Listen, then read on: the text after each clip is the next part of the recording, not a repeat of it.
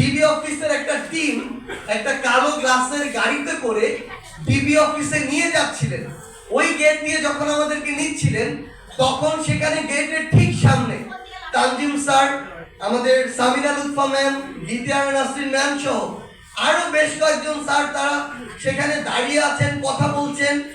মানে এক প্রকার ওইখানকার কয়েকজন অফিসারের সাথে কিছুটা মানে কথা বাকবিতণ্ডার পর্যায়ে এই লেভেলের কথা কাটাকাটি হচ্ছে। কিন্তু আমরা ক্লাসে হয়তো ঠকঠক করছিলাম, আমাদের শব্দ তো বাইরে পর্যন্ত যাচ্ছিল না।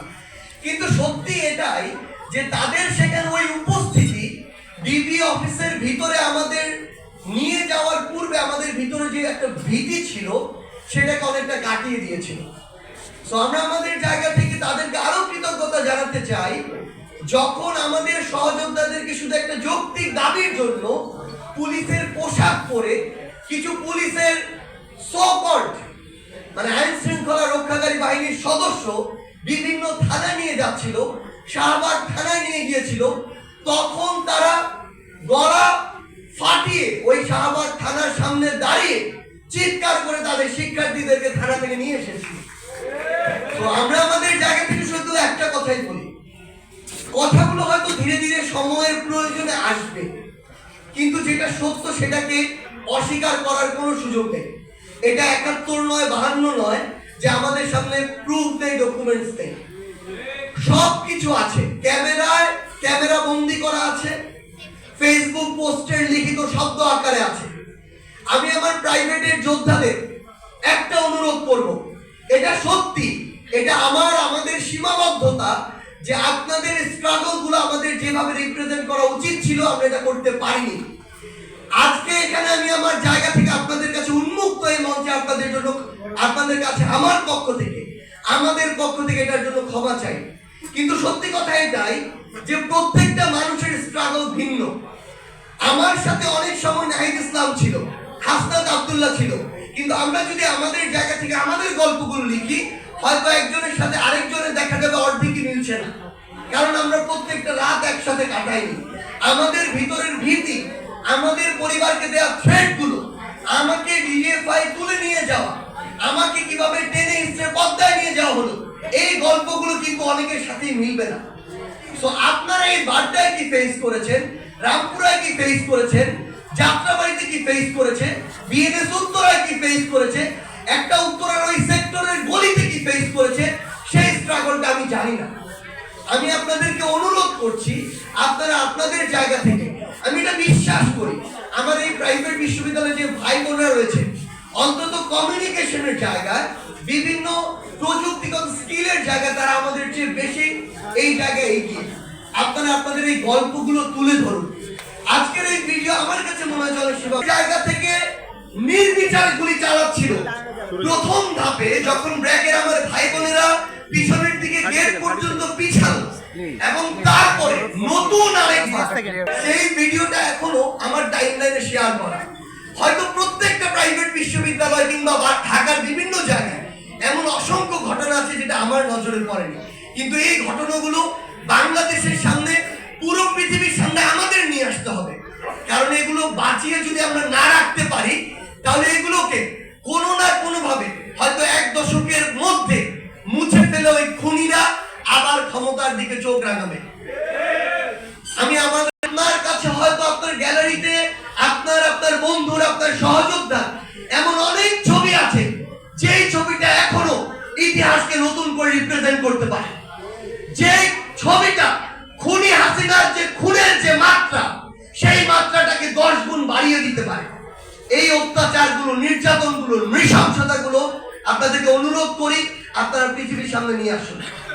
আমরা আমাদের জায়গা থেকে আপনাদেরকে শুধু একটাই অনুরোধ করতে পারি, এই 6 মাসে 7 মাসে আমাদের যা যা করা উচিত ছিল, এমন অনেক কিছুই করা উচিত ছিল যেটা আমরা করতে পারিনি। কিন্তু এটাও সত্য যে এমন প্রেক্ষাপট বিভিন্নভাবে তৈরি করা হয়েছে যেগুলোর জন্য আমরা করতে পারিনি, কিংবা আমরা এই যে অভিজ্ঞতাগুলোর ভিতর দিয়ে গিয়েছি, এখানে আমার যারা সহযোদ্ধা আছেন আমরা সবাই জীবনের প্রথম এই অভিজ্ঞতার ভিতর দিয়ে গিয়েছি। আমরা জানি না যে আমরা এই ঘটনাটার জন্য আমার পরবর্তী স্টেপ কি হওয়া প্রয়োজন। আমরা হয়তো অনেকের কাছে পরামর্শ নিতে যাই, তারা ঠিক ছিল না, অনেক কিছু হয়তো ঠিক হয়ে গিয়েছে, কিন্তু সত্যি কথা এটাই যে আমাদের যে চেষ্টা, আন্তরিকতা, চাওয়া, এই জায়গায় কখনো মানে আমরা বিন্দু মাত্র অসততা আমরা ঢুকতে দেইনি। ভাই আপনাদের কাছে একদম খোলা মনে শুধু একটা কথা বলতে চাই, আমি বিশ্বাস করি এখানে সমন্বয়কের ভূমিকা আপনারা যাদেরকে চিনতেন, যারাই ছিল, যে কোনো সিচুয়েশনে আমাদের এমন অনেক গল্প আছে যেগুলো এখন আপনাদের সামনে শেয়ার করার আমরা সুযোগ পাইনি, এটাই সত্য। স্যার যেমন আজকে নতুন অনেক কিছু বললেন, হয়তো সামনে আরো নতুন অনেক কিছু আসবে যেগুলো সময় সুযোগ হয়ে ওঠেনি, কিন্তু এই সামনের মানুষগুলোর ভিতরে যদি কোনো অসৎ উদ্দেশ্য বিন্দু মাত্র থাকতো, ওই জুলাই এবং অগাস্টের সিচুয়েশনটাই এমন ছিল, 2-4 জনের মধ্যে অসৎ উদ্দেশ্য চেপে বসলে এই আন্দোলন অন্যদিকে মন নিতে পারত।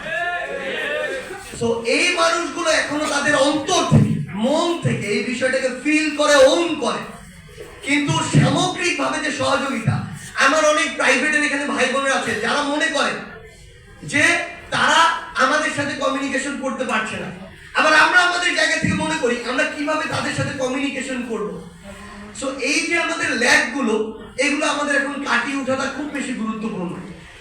আমাদের সমস্যাটা যেটা হয়ে গিয়েছে, অনাকাঙ্ক্ষিতভাবে, অপ্রত্যাশিতভাবে এমন একটা জায়গায় 36 দিনের ব্যবধানে আমরা এসে পড়েছি, হয়তো আমাদের পুরো জীবন দশায় আমরা এত বড় দায়িত্ব পাবো বলে কখনো চিন্তা করিনি। তো আমরা আপনাদেরকে অনুরোধ করব, সহযোদ্ধা হিসেবে আমাদের সীমাবদ্ধতাগুলো আপনারা দয়া করে ক্ষমা সুন্দর দৃষ্টিতে দেখবেন, কিন্তু এখন সময় হচ্ছে যাদের আমরা একদম স্পষ্ট করে বলি, ভাই লড়াইয়ের 3টা ধাপ, যেমন আমার মনে হয়েছে অভ্যুত্থান পুরোটা আবার লড়াইয়ের একটা ধাপ। 5ই অগস্টের পরে নতুন আরেকটা ধাপ শুরু হয়েছে, যেটা আরো দীর্ঘ, এই সংগ্রামটা আরো কঠিন। এই পুরো সিস্টেমটাকে প্রত্যক্ষ এবং পরোক্ষভাবে দেখার একটা সুযোগ হয়েছে, রাষ্ট্র ব্যবস্থা কিভাবে চলে, ক্ষমতা কিভাবে চলছে।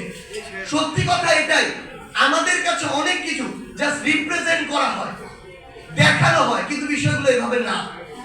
কিন্তু আমরা আমাদের জায়গা থেকে এগুলো সবার সামনে আমরা তুলে যেমন ধরতে চাই, আপনাদেরকে আমরা দেখাতে চাই।